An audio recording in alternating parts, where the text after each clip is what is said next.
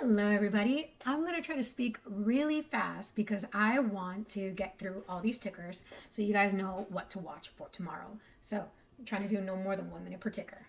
Let's go. All right, FAMI. FAMI's first. FAMI. As you can see, my indicators are pretty spot on with it. This is on the 5-minute chart. I want to see if FAMI goes above 0.6. So let me show you what I mean by that. I think it's trying to fill this gap. I think it might go over here, but I don't know if it's going to do a cup and handle and then maybe zoom some more. So we're going to see. I don't like that it's above the linear regression line on the hourly, so I personally would wait to enter this one. I would see if maybe it would jump from the EMAs, because if I see it go from here and then start curling up, I would feel confident that it can do its next run up. So that's FAMI. I also want to just check the daily chart. I don't like that doji. I don't like dojis at all. I avoid them. So next one was CEI. Oh, and the reason FAMI was running today was because what did it do? I think it acquired Zhangbo to expand its forest-related business. Okay, next. CEI. CEI, as you can see, really good on my indicators for the daily. I don't like this doji, so personally, I wouldn't go near it. I would wait for it to come back down, see if it lands on the EMAs, and if it can continue running. Right now, RSI is at 90. I would not trust this at all, to be honest with you. I do think maybe it could gap up to $4, but I do think that it's probably not worth risking, to be honest, because there's a lot more downside available. Like, yeah, it's still in an upward trend, so it might just go down to $3, then back up. In fact, I would consider buying it maybe at $3 and trying to aim for 4 or 5. But I wouldn't buy it currently where it's at because it looks like it wants to gap up. But tomorrow's Friday. I don't trust Fridays. Things normally gap down. So I'm hesitant to really recommend a CEI.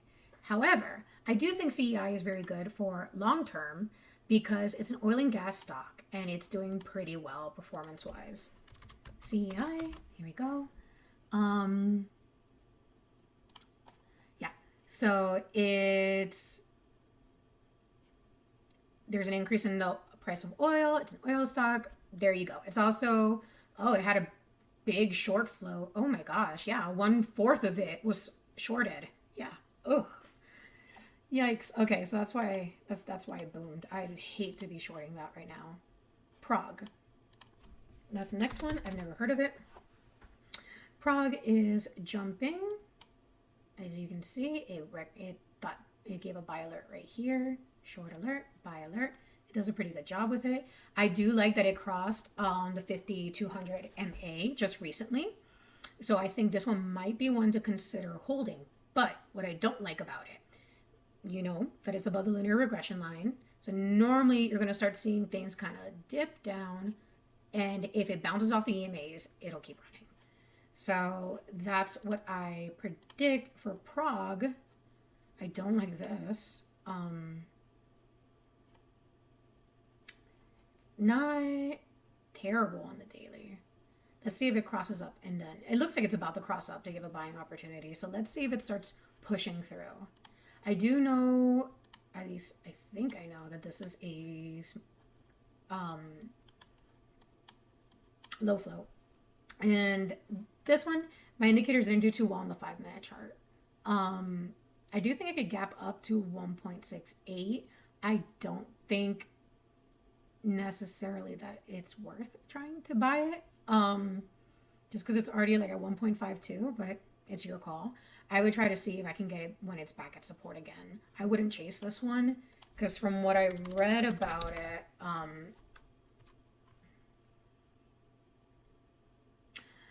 not seeing any company specific news to justify the price action in the stock.